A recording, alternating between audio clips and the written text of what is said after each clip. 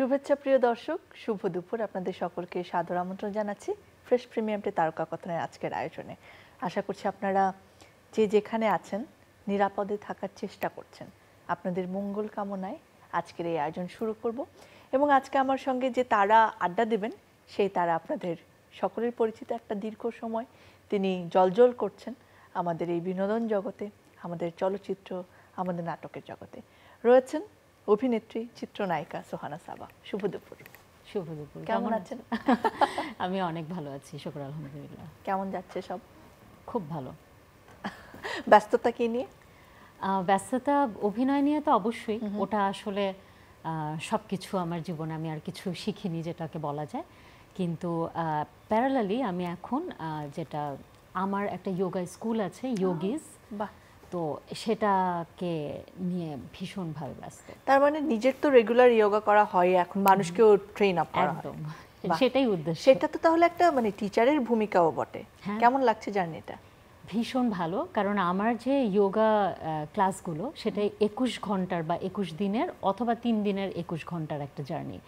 তো ওইখানে একটা চমৎকার জার্নির মধ্যে দিয়ে আমার যারা স্টুডেন্ট, যাদেরকে আমি ট্রেনিংটা দেই, তারা যায় এবং তারা যখন ওই ভাইব্রেশনটা পায় আমি তাদেরকে ওটাকে দিতে পারি এবং প্যারালালি আমিও ওদের সাথে রিচার্জ হই। তো ওই ভালো লাগাটা আসলে বলে শেষ করা যাবে না। কেমন সাড়া পেয়েছেন? কেমন স্টুডেন্ট? ভীষণ ভালোভাবে। একটা সুবিধা আছে যে যেটা অনেকেই একসময় আমাকে আমার যোগা প্র্যাকটিস বা আমার ফিটনেস দেখে বলতো যে এটা রহস্য কি বা কি, তারাও জানতে চায়, তারাও শিখতে চায়। ওই জায়গা থেকে যেটা হয়েছে যে আমি খুব সচেতনভাবে আমার পুরো লাইফস্টাইলটাকে একটা কোর্সের মাধ্যমে নিয়ে এসে সেটাকে প্রেজেন্ট করছি মানুষের সামনে। তো আমি ভীষণ ভালোভাবে সাড়া পেয়েছি। বা দারুণ। বাংলাদেশে তো আসলে যোগা অতটাও জনপ্রিয় না, সেই জায়গা থেকে কাজ করে যাও একটা ভীষণ ভালো পদক্ষেপ। অভিনন্দন। Thank you, thank you very much. আগামীকাল একটা বিশেষ দিন, আমাদের চলচ্চিত্রের মিষ্টি মেয়ে খ্যাত কবরী কিংবদন্তি চিত্রনায়িকা, তার জন্মদিন এবং তার সাথে আপনার একটা ভীষণ কি বলবো আন্তরিকতার একটা যোগসূত্র আছে। তার পরিচালিত এবং মুক্তি পাওয়া একমাত্র চলচ্চিত্র আয়নার আপনি ছিলেন প্রধান চরিত্র। সেই জায়গাটা নিয়ে আজকে অনেকখানি কথা বলবো। আয়নায় আপনার চরিত্রটা কি ছিল? আমার আসলে কবরী আপুকে নিয়ে, আয়নাকে নিয়ে কথা বলা শুরু করলে এটার আর শেষ হবে না। তো প্রথমেই ধন্যবাদ চ্যানেল আইকে, এত সুন্দর একটা আয়োজন করেছে, কবরী আপুকে মাথায় রেখে, এটার জন্য ধন্যবাদ। এবং এই মানুষটাকে আমি বলি আমার জীবনের দেবী বা আমার জীবনের সেকেন্ড মা। কারণ আমি যখন একেবারে আমার জন্ম এবং আমার ইমিডিয়েট আগে আমার ভাইয়ের জন্ম, সেটার আগে আমার মা নিজে আরণ্যকে অভিনয় করতেন। উনি ছায়ানট থেকে নজরুল গীতিতে পাশ করেছেন, উনি নাচ করতেন। তো মামুনি তার ক্যারিয়ারটাকে কন্টিনিউ করে যেতে পারেনি পরপর আমরা দুজন হয়ে যাওয়ায়। তো আমি হওয়ার পরেই মামুনি আমার মধ্যে একটা জিনিস অ্যাডপ্ট করে দিয়েছিল যে আমি স্টার হব। তখন সেলিব্রিটি শব্দটা এত প্রচলিত ছিল না। আমি স্টার হব এবং অভিনয় করব। তো আমার বাড়িতে এক ধরনের প্র্যাকটিস ছিল, আমরা গান নাচ বাড়িতেই করতাম। আমার ভাই ছোটবেলাতে তবলা না, মানে কিছু না কিছু টিনের তখন দুধ পাওয়া যেত, ওটার উপরে সে করতো। তারপরে ওকে ছায়ানটে তবলা এবং আমাকে নাচে ভর্তি করা হলো এই উদ্দেশ্যেই যে আমি বড় হয়ে সেলিব্রিটি হব। আর মামুনি আমার ভাইকে তবলা দিয়েছিল কারণ ও যখন গান গেতো মামুনি, তখন এই গানের সে বলতো তবল চিপেত না। তো এই জন্য তার একটা স্বপ্ন ছিল যে তার ছেলে হলে প্রথমেই তাকে তবলায় ভর্তি করাবে। তো আমরা সেই জায়গা থেকেই বড় হওয়া। এবং আমি যখন কাজ করছিলাম তখন একটা টার্নিং পয়েন্টের খুব দরকার ছিল। এখন কিন্তু একটা পরিচিত মুখ হওয়া খুব সহজ, সোশ্যাল মিডিয়া আছে, এতগুলো চ্যানেল আছে, এত সহজেই হওয়া তখন যেত না, ভাবাই যেত না। একটা মেইন কাস্টিং বা আমার পছন্দ মতো একটা চরিত্র আমি পিক করব, এটা সুযোগটা আসলে সবসময় হতো না। এটা সেলিব্রিটিরাই করতে পারতো, মানে স্টাররাই করতে পারতো। ওই সময়টাতে আমি শুধু ভাবতাম যে এমন কিছু আমার সাথে ঘটে না কেন, যে আমি আমার মনে করতাম কি, তখন তো ছোট ছিলাম, ভাবতাম যে আমি ভীষণ ট্যালেন্টেড, টিনেজার ছিলাম, যে আমি তো ভীষণ ট্যালেন্টেড, আমার ট্যালেন্ট সবাইকে দেখাতে পারবো এরকম। তো ওই সময়টাতে কবরী আপু যখন প্রায় 200 মেয়ে দেখছে, আমার সাথে শহীদুল আলম সাচ্চু ভাই আমাকে প্রথম নিয়ে গেছে। তার সাথে সাচ্চু ভাইয়ের সাথে সেদিন আমার প্রথম পরিচয়। আচ্ছা। এবং আমি ওই ঘটনাটা বলি, আমি কিছুতেই যাব না, সিনেমা তো করবই না, ইম্পসিবল, এরকম একটা ব্যাপার ছিল। তো সাচু ভাই আমাকে ফোনে বলছে তুমি কোথায় আছো, আমি যেখানে ছিলাম ওনার অফিসের পাশে, বলে তুমি তো আমার পাশেই আছো, চলে আসো। তো আরও অনেক মেয়ে অলরেডি গিয়েছে, দেখেছে, সিলেকশন বাদ হয়েছে, অনেক কিছু হয়েছে, আরও অনেকগুলো মেয়ে আমরা একসাথে গিয়েছিও কবরিয়াপুর বাসায়। এবং আমি ভেবেছি যে দেখা করে আসি, ভাই চেহারা দেখাবো না, মামুনি ছিল একমাত্র, আমার মাই ছিল, গার্জেন ছিল। আচ্ছা। তো আমি সালাম দিয়ে ঢুকে, প্রথমেই আমি আর মামুনি ঢুকে অফিসে সালাম দিয়ে বসেছি, এরপর থেকে সবগুলো মেয়ে ঢুকছে আর ধাপ ধাপ করে পায়ে ধরে সালাম করছে। কবরী আপু আমাকে দেখে উনি আমার দিকে তাকিয়ে আছে, আমাকে জিজ্ঞেস করছে তোমার নাম কি, সবাই উত্তর দিচ্ছে আমার নাম এটা এটা এটা। আমি ভাবছি যে ও আমাকে জিজ্ঞেস করছে, আমি বলছি যে সাবা। তারপরে বলছে তোমার বয়স কত, সবাই উত্তর দিচ্ছে, আমি সবার শেষে আমার বয়স এত। তো এরপরে উনি আমাকে রেগুলার ডাকতেন ওনার বাসায়, মানে একদিন পরপরই বলতো যে আসো, হয়তো স্ক্রিপ্ট দিল, স্পার্কটা দেখেছিলেন হয়তো আপনার মাঝে। মেবি, আমি জানি না কি দেখেছে। এবং এই মানুষটা কোনোদিন আমাকে প্রশংসা করেনি, কোনোদিন অভিনয়ের প্রশংসা করেনি। আমি যখন প্রথম, আমি ঠিক 20 বছর আগে, 20 বছর আগে, আমি 2004 সালে জুলাইয়ের 8 তারিখে প্রথম ক্যামেরার সামনে দাঁড়িয়েছিলাম। তো কংগ্রাচুলেশন, থ্যাংক ইউ। 20 বছর পূর্তি। হ্যাঁ, তো কবরী আপু যেটা হয়েছে যে সাচ্চু ভাইয়া গিয়েছিল, আরো অনেকে গিয়েছিল, তারা আমাকে এসে বলছে যে কবরী আপু নাকি বলেছে নতুন মেয়েটা তো খুব ভালো অভিনয় করছে, কিন্তু আমাকে কিন্তু সে কোনোদিন এই কথা বলেনি। এবং যদি বিগড়ে যায়, মেবি তার মাথায় বোধহয় ওটা ছিল যে মাথা গরম হয়ে যায়, তো আমি তো তখন ছোট ছিলাম, মাথা গরম হতেও পারতো, ওই টেম্পারটা নেওয়ারও একটা ব্যাপার থাকে, আসলে ব্যাপার থাকে। আমি তো এখন এসে রিয়েলাইজ করি যে তখন এটা করেছি, আমি এখন হলে এটা করতাম না, আরো ম্যাচিওর ভাবে ডিল করতাম। মানে জাস্ট পার্টিকুলার এইটার কথা বলছি না, আমার পুরো লাইফের কথাই বলছি। মানে হয় না যে আমরা যতই নিজেকে ম্যাচিওর ভাবি, বয়সের সাথে সাথে তো একটা ম্যাচুরিটির ব্যাপার আছে। তো এরকম হয়েছে যে আমাদের শুটিংয়ের ইমিডিয়েট আগে আমাকে একদিন বলল, তখন ইমন সাহা মিউজিক ডিরেক্টর। এই সিনেমায় কিন্তু আয়নায় কিন্তু অনেকগুলো মজার ব্যাপার আছে, যেমন সত্য সাহা ছিল ওনার প্রথম সুতরাং সিনেমার হচ্ছে মিউজিক ডিরেক্টর, এবং সত্য সাহাদের রেফারেন্সে কিন্তু কবরী আপুকে চিটাগং থেকে নিয়ে এসে দেখা হয়েছিল। তো তখন একটা ছোট্ট 13 বছরের মেয়েকে নিয়ে আসা হয়েছিল কবরী আপুকে, এবং ওখানে সুভাষ দত্তদা ছিলেন। তো আমার আয়না সিনেমাতে আমার বাবার ক্যারেক্টার করেছিল কিন্তু সুভাষ দত্তদা, সত্য সাহার ছেলে এই সিনেমার মিউজিক ডিরেক্টর। তুমি আসবে বলে, অনেক তুমি আসবে বলে, ভালোবাসবে বলে, সুতরাংয়ের একটা খুব ফেমাস গান, ওইটাকে রিমেক করেছিল হচ্ছে গিয়ে ইমন সাহা, যেটা আমার এখানে আমি এবং ফেরদৌস ভাইয়া এই গানটা গাই। তো পুরো ব্যাপারটা অনেকগুলো ঘটনা এখানে আছে। তো ইমন সাহার ওখানে আমাদের একজন আসবেন, তো কবরী আপু তার অ্যাসিস্ট্যান্টকে বলছিল, আমাকে কিন্তু বলেনি, আমি আর মামুনি গিয়েছি, তো ওনার সাথে ওই যে ভদ্রলোক আসবেন তার সাথে আমার দেখা হয়নি, আমি আর মামুনি চলে এসেছি বাসায়, কারণ দেরি হচ্ছিল, সন্ধ্যা হয়ে যাচ্ছিল। কবরী আপু বলেছে তুমি চলে যাও বাসায়। তো বলছিল যে যদি আসে তখন যদি জিজ্ঞেস করে যে কেন একটা নতুন মেয়েকে নিচ্ছেন, তখন তুমি বলবে যে মেয়েটার হাসিটা খুব সুন্দর, মেয়েটার চোখটা খুব সুন্দর। কিন্তু কবরী আপু কোনোদিন আমাকে এই কথাটা বলেনি, কোনোদিন আমার প্রশংসা করেনি।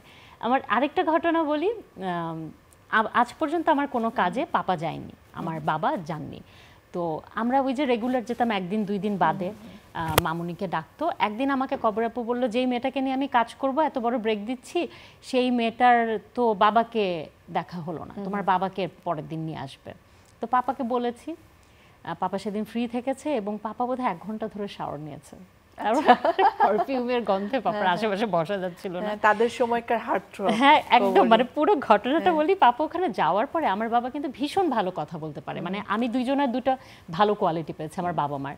আমার মা ভীষণ ভালো বাংলা বলে, মানে বাংলা উচ্চারণ, আমাদের মায়ের ফ্যামিলির সবাই ভীষণ ভালো, আমাদেরকে এটা অ্যাডাপ্ট করতে হয়নি। অনেক আছে না অভিনয় বা নানান কারণে ক্যামেরার সামনে আসার কারণে ওটাকে অ্যাডাপ্ট করা, আমাকে করতে হয়নি, আমরা এভাবেই কথা বলি। আর আমার বাবা ভীষণ গুছিয়ে কথা বলতেন, আমার বাবা আমাদের ছেড়ে চলে গেছেন, তো ভীষণ গুছিয়ে কথা বলতেন। তো পাপা এত চমৎকার কথা বলতে, কিন্তু আমি দেখে কবরী আপুর সামনে শুধু ফাম্বল করছে, কথা জড়িয়ে যাচ্ছে, কোনো কথা ঠিকমতো বলতে পারছে না। এবং একটা সময় আমি আস্তে আস্তে পাপাকে বলছিলাম যে এতগুলো মেয়ে দেখেছে, মানে কবরী আপু শুনবে এটা আমি ভাবিনি, আমি আস্তে আস্তে বলছি যে এতগুলো মেয়ে দেখেছে, আমাকে কেন পছন্দ করেছে আল্লাহই জানে। তখন কবরী আপু বলেছে, শোনো মেয়ে, তুমি খোদার কাছে শুকরিয়া করো যে তোমাকে দেখার পরে প্রথম আমার তোমার প্রতি এমন একটা মহব্বত তৈরি হয়েছে, আমার কাছে মনে হয়েছে এই মেয়েটাকে নিয়েই করব। এমনই হয় মনে হয় আসলে, মানে যা ঘটার, আমরা যারা ঈশ্বরে বিশ্বাস করি, স্রষ্টায় বিশ্বাস করি, যা ঘটার তা ঘটবে কোনো না কোনো ভাবে আসলে। আপনি তো তার পরিচালিত সিনেমা এবং তিনি স্ক্রিনও শেয়ার করেছেন, আপনি তার সাথে স্ক্রিন শেয়ার করেছেন। আমরা একটু ছোট্ট অংশ দেখে আসি, তারপর সেই গল্পটাও শুনবো। কুসুম, কাজটা করা তোমার উচিত হয়নি। দোলন তোমাকে কতটা ভালোবাসে সেটা আর কেউ না হোক আমি জানি। তুমি যখন হাসপাতালে ছিলে তখনও দিন রাতগুলি কেমন করে কেটেছে সেটা তো আমি নিজের চোখেই দেখেছি। কুসুম, ভাগ্য মানুষকে অজানা মোড়ে দাঁড় করিয়ে দেয়। আত্মহত্যা করলে মানুষের পরিচয় আর থাকে না। আমার আর ভাইসা তাকুনের কি দরকার আপা? আপা দেন, আমারও পাগলামি শুরু করছে। না কুসুম, একদম পাগলামি করবে না। তোমার জীবন অর্থহীন হয়ে যায়নি। আধুনিক চিকিৎসা ব্যবস্থার কল্যাণে তোমার মতো অনেক দুর্ভাগা মেয়ে আবার বাঁচার স্বপ্ন দেখছে। আমরাও সেই চেষ্টা করব। পারবেন আপা, পারবেন আপা। আপা আপনি দুইটা পায়ে পড়ি, আমার কুসুমের আগের মুখটা ফিরাই দেন। তার জন্য যা করার দরকার আমি করব, আমি করব। আমি কালই কথা বলবো আমার চেনা একটা এনজিও প্রতিষ্ঠানের সঙ্গে। মাস তিনেক আগে ওরা কয়েকজন এসিড দগ্ধ মেয়েকে বিদেশে পাঠিয়ে প্লাস্টিক সার্জারি করিয়ে এনেছে। সে মেয়েগুলি এখন দিব্যি কাজকর্ম করছে। দেখেন না আপা, আপনি চেষ্টা করলে পারবেন, পারবেন আপা। ওয়াও! এবং সেই সময়ে এটা ভীষণ আমি বলবো মূল্যবান একটা সোশ্যাল ভ্যালু ছিল। ওই সময়ে এসিড নিক্ষেপ একটা বড় ধরনের সোশ্যাল প্রবলেম হয়ে দাঁড়িয়েছিল।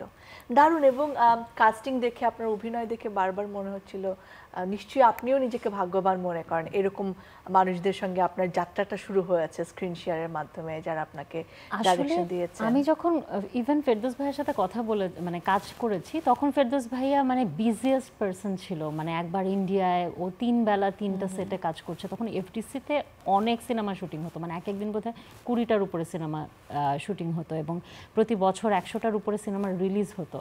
ওই বিজিয়েস্ট পারসনটা আমার কো আর্টিস্ট ছিল। তখন না আমি এত কিছু বুঝিনি। আমার ইভেন এখনও আমার অ্যাটিটিউডটা হচ্ছে গিয়ে যে আমার সামনে আল পাচিনো দাঁড়ালেও আমার কিছু এসে যায় না, আমি আমার পার্টটাই সিনসিয়ারলি করি। এবং তখন তো আরও ছোট ছিলাম, আরও ব্যাপারটা ছিল। কিন্তু আমি যখন এখন তাকাই তখন মনে হয় যে ওয়াও, মানে অনেকে আমাকে বলেছে যে আমি সোনার চামচ মুখে দিয়ে মানে আমার শুরু হয়েছে। আসলেই তাই। মানে কবরিয়াপুর মতো একজন যার 40 বছরের অভিজ্ঞতা, সে জায়গা থেকে উনি এই সুন্দর সোশ্যাল মেসেজটা, এবং আমি এটাকে আয়নাকে স্পেশাল বলবো কেন, ভীষণ চমৎকার একটা সোশ্যাল মেসেজ উনি কমার্শিয়াল ওয়েতে বলেছে। এখানে কোনো রকম দুঃখ দুর্দশা কিছু কিন্তু দেখেন। এখানে নাচ আছে, গান আছে, ফান আছে, গরিবের কথা বলা আছে, অধিকারের কথা বলা আছে, এখানে গার্মেন্টসের গল্প আছে, গ্রামের গল্প আছে, প্রেম আছে। সব কিছুর পাশাপাশি একটুখানি ঢুকিয়ে দিয়েছে এই মেয়েটার মাধ্যমে যে আসলে অ্যাসিড নিক্ষেপ করাটা ভালো কিছু না। এটাকে এত সুন্দরভাবে উনি দেখিয়েছে। এবং আমার কো আর্টিস্ট, আমি যে কয়জনের কথা বললাম, এখানে আরও এটিএম শামসুজ্জামান আঙ্কেল ছিল, আরও অনেক মানে প্রথিতযশা মানুষ ছিল, তাদের সাথে স্ক্রিন শেয়ার করেছে। আসলে আমি ভাগ্যবান, কজন হয় এরকম। আর গানের কথা বলছিলেন যে তুমি আসবে বলে, সেটার রিমেক আছে একটা, ওই অংশটাও আসলে দেখতে ইচ্ছে করছে, একটু আমার দর্শকদের সাথে নিয়ে দেখে আসি। কি দারুণ মিষ্টি, মানে একেবারে মনে বলে না দোলা দিয়ে যায়, একেবারেই সেরকম চমৎকার। একটু পেছনের গল্পটা শুনি। পেছনে নিশ্চয়ই আমাদের কিংবদন্তি চিত্রনায়িকা কবরী ডাইরেকশন দিচ্ছিলেন। আমরা তো তার অভিনয় দেখেছি সবাই, কিন্তু তার ডাইরেকশন তো সবাই দেখিনি, যেটা আপনি দেখেছেন। পরিচালক হিসেবে কেমন ছিলেন? উনি চমৎকার ছিল। উনার যেটা আমি শিখেছি, উনার একটা অ্যাটিটিউড ছিল যে আমি ভুল হলে ভুল, আমি ঠিক হলে ঠিক, আমি যেটা বলবো সেটাই ফাইনাল। একটা ডিরেক্টরের এরকমই হওয়া উচিত, তার সে থাকা উচিত, সে কি চায় সে ব্যাপারে তার ক্লিয়ার হওয়া উচিত। এবং উনি সে ব্যাপারে ক্লিয়ার ছিল, উনি লজিক্যাল ছিল, ইভেন উনি অ্যাকসেপ্ট করতে পারতো। একটা জায়গায় ছিল যেখানে আমাকে বস্তির মধ্যে আমাকে কিছু ভিলেনের ক্যারেক্টার যারা করেছে তারা তুলতে এসেছে। তো ওই সময়টাতে আমি একটা জায়গায় কথা বলতে বলতে বলি যে ও আমাকে মানে একটা ডায়ালগে লেখা ছিল যে ও আমার ইজ্জত লুটার চেষ্টা করেছে। তো এই শব্দটা আমার পছন্দ না। হ্যাঁ, আমি বিশ্বাস করি না কিছু জিনিস। তখনও ছোটোবেলায় আমি এইসব ব্যাপারে খুব তা আমি তখন বলেছি যে আপু আমি এই শব্দটা না বলি, আমি বরং ও আমারে বলে একটু চুপ করে থাকি, তাহলেই তো জিনিসটা দাঁড়াবে। এবং উনি অ্যাকসেপ্ট করেছে। আমি একটা ঘটনা থেকে বলছি, এরকম অনেক কিছু আছে যে উনি ব্যাপারগুলোকে অ্যাকসেপ্ট করতো, যেটা উনার মনে হতো যে না এটা লজিক্যাল। আবার উনার যেগুলো চাওয়া ছিল উনি ভীষণভাবে ক্লিয়ার ছিল এবং দুর্দান্ত লিডার একটা, একদম চমৎকার ছিল। বাহ, এই লিডারশিপের জায়গাটা আসলে স্ট্রং থাকলে যারা কাজ করেন তাদেরও মনে হয় আমার সুবিধা হয়। হ্যাঁ হ্যাঁ, যে একেবারে উনি যেরকম বলছেন আমরা সেরকমই যাচ্ছি। সেরকমই যাচ্ছেন। আরেকটা জিনিস, উনি কিন্তু কোথাও আমাকে অভিনয় দেখানোর চেষ্টা করেনি, কখনোই না। উনি যে সিচুয়েশনটা স্ক্রিপ্টটা বলে দিয়েছে, আমরা তো আগেই পড়েছি টরেছি, আমি আমার মতো করে অভিনয় করেছি। উনি জাস্ট যেটা পছন্দ হয়নি হয়তো বলেছে যে এটা আরেকটু এভাবে দাও বা এই ব্যাপারটাকে নিয়ে আসো, কিন্তু উনি ছেড়ে দিয়েছে। মানে খোলা মাঠের মধ্যে তুমি খেলো, মানে আমি তোমাকে তৈরি করে দিয়েছে গ্রাউন্ডটা, তুমি তোমার মতো খেলো, এরকম একটা ব্যাপার ছিল। যার কারণে এখন যখন আমি দেখি আমার কাছে মনে হয় যে এত ইনোসেন্টভাবে আমি ডেলিভারি দিয়েছি, এটা এখন হলে পারতাম না। ওই জায়গাটা উনি, ওই স্পেসটা আমাকে দিয়েছিল। আমাকে না, আই থিঙ্ক সবাইকে দিয়েছিল। কিছু কিছু জায়গায় হয়তো কারেকশন করেছে বা কিছু বলেছে, ওনার এই ব্যাপারটা ওনার মধ্যে ছিল। বাহ, ভীষণ সুন্দর বললেন। আর একজন নায়িকা যখন পরিচালক হন তিনি নিশ্চয়ই সেই জায়গাগুলো জানেন যে একজন আর্টিস্ট, আমি আর্টিস্টের কথা বলি, একজন আর্টিস্ট যখন পরিচালক হন তখন তিনি জানেন আসলে আর্টিস্টকে কিভাবে কমফোর্ট জোনটা দিতে হয়। তিনি সেটা সাকসেসফুলি করেছেন। দারুণ। কোনো মজার ঘটনা মনে পড়ছে? মজার ঘটনা প্রচুর। আমরা যখন প্রথম তো 8 দিন আমরা শুটিং করেছি হচ্ছে পুবাইলে। এখনকার পুবাইলা তখনকার পুবাইলা একদম আকাশ পাতাল তফাৎ। এত বাড়ি টাড়ি ছিল না, অনেক মাঠ ছিল, নদী ছিল, পুরো গ্রামের মধ্যে। তো একদিন আমরা এরকম আছে যে আমি নৌকা চালাতে পারি খুব ভালো। এবং কবরিয়াপুর, এটা খুব মজার ব্যাপার, আমি একটা ঘটনা আগে থেকে বলে রাখি। অনেকেই এটা নিয়ে, সিনেমাটা রিলিজ হয়েছে 2 বছর পরে, তো অনেকেই যখন শুনেছে যে আমি হচ্ছে একটা গ্রামের চরিত্রে অভিনয় করেছি, কবরিয়াপু আমাকে বেছে নিয়েছে, সবাই বলেছে খুব মিসকাস্টিং হয়েছে, কারণ আমাকে দেখতে গ্রামের মতো দেখায় না, আমাকে খুব শহুরে দেখায়। তো ইভেন আমার যে দ্বিতীয় সিনেমা ডিরেক্টর মোর্শেদুল ইসলামও এই কথা বলেছিলেন। তো মজার ব্যাপার হচ্ছে যে আমার খেলাঘরটা আগে রিলিজ হয়েছে, আয়নাটা পরে 2 মাস পরে। তো মোর্শেদ আঙ্কেল প্রিমিয়ারের দিন সিনেমা হলে ছিল। তখন মোর্শেদ আঙ্কেল পুরো সিনেমাটা দেখে আমাকে জড়িয়ে ধরেছিল, জড়িয়ে ধরে বলেছে আমি ভুল ছিলাম, তোমাকে পুরো গ্রামের মেয়ে লেগেছে। তো মজার ব্যাপার হচ্ছে গিয়ে যে আমি আসলে সব পারি। আমি এত ছোটবেলায়, আমি শহরে জন্ম বড় হওয়া ঢাকাতেই, কিন্তু আমি গ্রামে প্রচুর যেতাম। আর আমি যখন যেতাম ওই 10টা দিন আমি ছুটিয়ে গ্রামের সব কিছু করতাম। আমি ঢেকি পাড়াতে পারি, আমি নৌকা চালাতে পারি, আমি গাছে উঠতে পারি, আমি মাটির চুলো চালাতে পারি, আমি সব পারি। মানে গ্রামের যত ব্যাপার আছে আমার খুবই কিউরিসিটি আছে এইসব ব্যাপারে। তো আমি এরকম একটা গানে আছে, এমন একটা মানুষ চাই, এরকম গানের মধ্যে আমি নৌকা চালাচ্ছি। তো কবরিয়াপুর ভয়ে, বকা খাওয়ার ভয়ে আমি নৌকা চালিয়েই যাচ্ছি। সেদিন আমরা প্যাক আপ করে চলে আসবো ঢাকায়, মানে এই সন্ধ্যায় এই লাস্ট শটটা দিয়ে চলে আসবো। তারপর অনেক দূর চলে গেছি, এবার থামারও তো সাহস নাই, কারণ অনেক তখন বড় ক্রেনের শট নেওয়া হতো। তাহলে যে কত দূর শটটা আছে না আছে, আমার সাথে এখন নদী পার হয়ে যাচ্ছে, অনেক দূর গেছি। তো আবার থামারও সাহস নাই, আবার ফিরে যে দেখবো যে ঠিকঠাক আছে কিনা বা কাট করলো কিনা এটাও বলার সাহস নেই। অনেকক্ষণ পরে মনে হলো, হ্যাঁ, তারপর অনেকক্ষণ পরে মনে হলো না বেশি হয়ে গেছে, মানে গানই তো, মানে আমাদের 4 মিনিটের গানের থেকে তো অনেক বেশি দূর চলে এসেছি। তারপরে ঘুরিয়ে এসেছি, আসার পরে দেখি সব প্যাক আপ করে দিয়ে ওনারা খাচ্ছে, সব কবরিয়াপু, আমার মাও মানে নির্দ্বিধায় যাচ্ছে গেছে, ও তো আসবে, এরকম। মানে এটা কিন্তু উনি ফান করে করেছে, এরকম ছিল। উনি খুবই ফান লাভিং ছিল, আবার অনেক জায়গায় উনি খুবই স্ট্রিক্ট ছিল, যেটা মুখের উপরে বলে দিবে, ধপধপ করে বলে দিবে। আবার যেটা খুবই মজার ব্যাপার ছিল যে যেটা নিয়ে উনি ফান করতো, তো খুব ফান করতো। বাহ, মানে খুব স্ট্রেট ফরওয়ার্ড। ব্যক্তি হিসেবেও তাই ছিলেন, ব্যক্তি হিসেবে তা ছিলেন। এবং উনি এমন কিছু ফিলোসফিক্যাল অর এক্সপেরিয়েন্স থেকে এমন কিছু কথা বলেছে, ওই সময় ওই টিনেজ বয়সে এই কথাগুলোর মানে বুঝিনি, আসলে এখন এসে বুঝি। এবং মনে হয় যে ওনার লাইফ এক্সপেরিয়েন্স, এগুলো না আমি অন্যভাবে এখন রিয়েলাইজ করি। যে কি চমৎকার একটা বর্ণাঢ্য জীবন তার। হ্যাঁ, আমি যখন উনি এমপি ছিলেন তখন আমি, কি মজার ব্যাপার না, কবরী আপু তখন এমপি ছিলেন, আবার এখন আমাদের এমপি হচ্ছে ফেরদৌস ভাইয়া, আমি দুই এমপির সাথে কাজ করেছি ওখানে। তো কবরী আপু যখন এমপি ছিলেন আমি একদম বাসায় গেছেন, প্রায় যেতাম, সারাদিন থাকতাম কবরী আপুর বাসায়। তো কবরী আপু সেদিন করলো কি, আমি যাওয়ার আগে চাষী নজরুল ইসলাম ভাইয়া আর কে যেন ছিল, তিনজন ছিল, ওরা এসেছে। এর আগে উনার অফিস থেকে, উনার যে জায়গার অফিস থেকে লোকজন এসছে সেগুলো উনি হ্যান্ডেল করলো। চাষী নজরুল ইসলাম উনাদের সাথে একটা আড্ডা দিল। এর মধ্যে উনি রান্না করলো, আর উনি কিন্তু যেন তেন রান্না করতো না, উনার ভীষণ ভালো রান্না এবং চটপট করে অনেকগুলো আইটেম করতো। উনি রান্না করলো, উনার ছোট ছেলেকে উনি মুখে তুলে খাইয়ে দিচ্ছে এবং সব মিটিং শেষ করলো, এবং তারপরে আমাকে নিয়ে খাওয়াতে বসলো, আমাকে বেড়ে দিচ্ছে। একটু পরে কবরী আপুর ততক্ষণে সন্ধ্যা হয়ে গেছে, উনার একটা পার্টি আছে, উনি আমাকে বললো চলো বেডরুমে চলো, আমি রেডি হচ্ছি, আমরা এখন বের হব। তো উনি শাড়ি পরলো এবং তারপরে উনি 10 মিনিটের মধ্যে সাজলো। মানে কে বলবে এই মহিলাটা এতক্ষণ অফিস করলো, উনি এমপি, উনি বাচ্চাকে খাওয়ালো, রান্না করলো, ক্যারেক্টারে তিনি তার সবটা দিয়ে, আর কি চমৎকার, মানে সাজার পরে মনে হচ্ছে ওয়াও, এটাই তো সেই মানে সুন্দরী মিষ্টি মেয়েটা। মানে খুব পার্টিকুলারলি উনি প্রত্যেকটা জায়গা একদম পার্টিকুলার ছিল। বাহ, আজকের গল্পগুলো শুনে আসলে অনেক দর্শক এবং আমারও ইচ্ছে করছে যে আয়নার ছবিটা আবার দেখা দরকার। এবং তাদের জন্য সুখবর যে আজকে বিকেল 3:30 প্রিয় দর্শক আপনারা চ্যানেল আইয়ের পর্দায় দেখতে পারবেন মিষ্টি মেয়ে কবরী পরিচালিত একমাত্র চলচ্চিত্র, মুক্তি পাওয়া একমাত্র চলচ্চিত্র আয়না। আপনার জন্য একটা র্যাপিড ফায়ার আছে আমাদের ছোট, 4-5টা প্রশ্ন করব, ঝটপট উত্তর দিতে হবে, আপনি জানেন সেটা, এবং আপনিও খুব স্ট্রেট ফরওয়ার্ড, আমি জানি, অত ভনিতা নেই। সিম্পল কোয়েশ্চেন্স, বিরিয়ানি না ভাত, ভর্তা ভাত না বিরিয়ানি? ভর্তা ভাত। আচ্ছা, শাড়ি না ওয়েস্টার্ন? আমাকে দেখতে ভালো দেখায় শাড়িতে, কিন্তু ওয়েস্টার্নে আমি ওয়েস্টার্ন আউটফিটে ইজি ফিল করি পড়তে। অভিনয় করতে ভালো লাগে কোনটায়, নাটক না সিনেমা? সিনেমা, একেবারে সিনেমা। অ্যাজ আ হাজব্যান্ড যদি চুজ করেন, rich or handsome?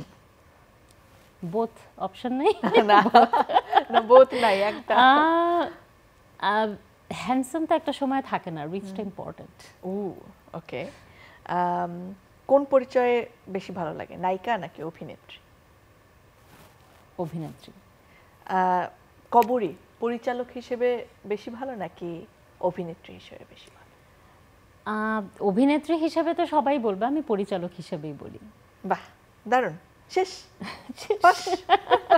Thank you.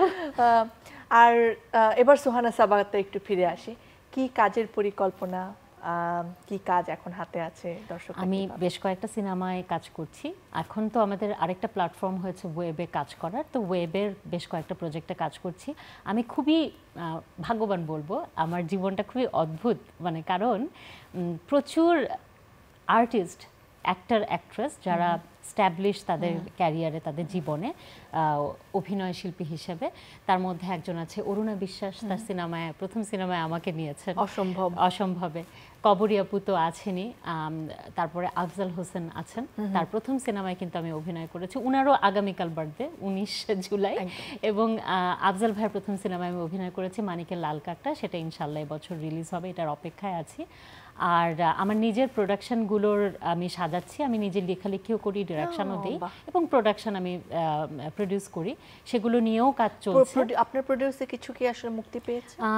বেশ কয়েকটা পেয়েছে, তার মধ্যে লাস্ট রিসেন্ট আমার যেটা রিলিজ পেয়েছে সেটা হচ্ছে টুইন রিটার্নস নামে একটা প্রোডাকশন, সেটা টুইন রিটার্নস সোহানা সাবা সার্চ করলে পাওয়া যাবে ইয়েতে। ওটা ইনফ্যাক্ট আমার লেখা এবং আমারই ডিরেকশন, কিন্তু আরেকজন ডিরেক্টর হিসেবে, এপিসোড ডিরেক্টর হিসেবে একজন আছে। তো এই হচ্ছে আমার টোটাল কাজ। আর আমার ইয়োগিজ নিয়ে তো আমি আছি, ইয়োগিজ ফাউন্ডেশন এন্ড এভরিথিং নিয়ে আছি, শুকর আলহামদুলিল্লাহ। সোহানা সাবার সব কাজের জন্য আমাদের অনেক অনেক শুভকামনা, অনেক ধন্যবাদ। আপনার সব শুভচিন্তা সফলতা পাক এবং স্বপ্নগুলো সত্যি হোক। একদম। আমাদের পক্ষ থেকে, পাঠক সমাবেশের পক্ষ থেকে আপনার জন্য এই বই। Thank you. আর আজকে আসার জন্য অনেক ধন্যবাদ। আমরা নিশ্চয়ই আয়না দেখবো আজকে বিকেল 3:30 দর্শকদের সাথে নিয়ে। কিছু বলবো? হ্যাঁ, দর্শকদের জন্য যদি কিছু বলতে চাই যে আমাকে যখনই কেউ জিজ্ঞেস করে যে আমার সবচেয়ে পছন্দের, আমার অভিনীত সবচেয়ে পছন্দের সিনেমা কি, আমি আসলে বলতে পারি না, কারণ আমার সবগুলো সিনেমাই ভীষণভাবে সোশ্যাল মেসেজ দেওয়া, ভীষণভাবে ওয়েল মেকড, সিনেমা, কিন্তু আয়না আমার কাছে সবসময় স্পেশাল, কারণ এটা আমার প্রথম, আমাকে একজন ব্রেক দিয়েছে, আমাকে বিশ্বাস করেছে, প্রথম সিনেমা। এবং আমি ভাগ্যবান যে কবরী আপুর মতো একটা চমৎকার মানুষের সাথে আমি কাজ করেছি। তো সবাইকে রিকোয়েস্ট করবো, আমাকে না সবাই চেনে আয়নার জন্য, না হলে চন্দ্রগ্রহণ সিনেমার জন্য। আমি বলবো যে আয়নাটা সবাই টেলিভিশনে দেখুন, আমাকে জানান কেমন লাগছে। অনেক ধন্যবাদ। ধন্যবাদ প্রিয় দর্শক, আপনারা যারা সঙ্গে ছিলেন আমাদের। যে যেখানে আছেন ভালো থাকুন, সুস্থ থাকুন, নিরাপদে থাকুন, সেই আশায় বিদায় নিচ্ছে। আবার দেখা হবে।